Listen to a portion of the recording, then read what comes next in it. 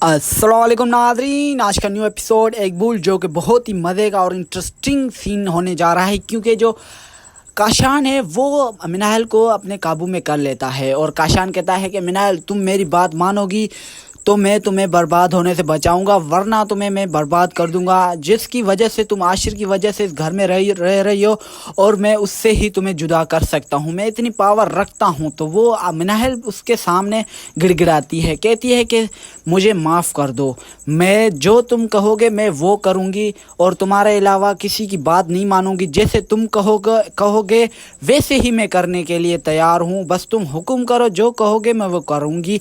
तो ये बात सुनकर काशान बोलता है कि बस तुम्हें सिर्फ मेरे प्लान पर चलना है, जो मैं करूँगा वो ही तुम्हें करना है, जो मैं तुमको बोलूँ वो ही करना है, बाकी किसी की बात नहीं सुननी। अगर तुमने थोड़ी भी होशियारी दिखाई तो मैं आशिर से तुम्हें जुदा कर दूंगा, और मैं ये पावर रखता हूँ। मिनाहल बोलती है कि मैं कुछ भी नहीं करूँगी, बस तुम्हारे जैसे ही कहोगे वैसे ही करूँगी।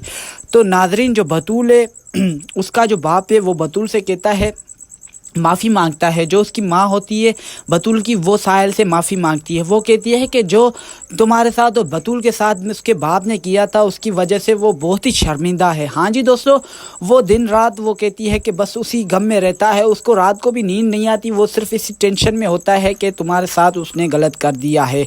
चलो अब हो गया है, जो हो गया सो हो गया, लेकिन वो आपसे माफ़ी मांगना चाहता है। तो साहिल कहता है कि कोई मसला नहीं है, अब ज़िंदगी दोनों की चल बसी है, अब बस क्या माफ़ी, क्या मैं बस अंकल को माफ़ी कर देता हूँ, और मैं क्या कर सकता हूँ।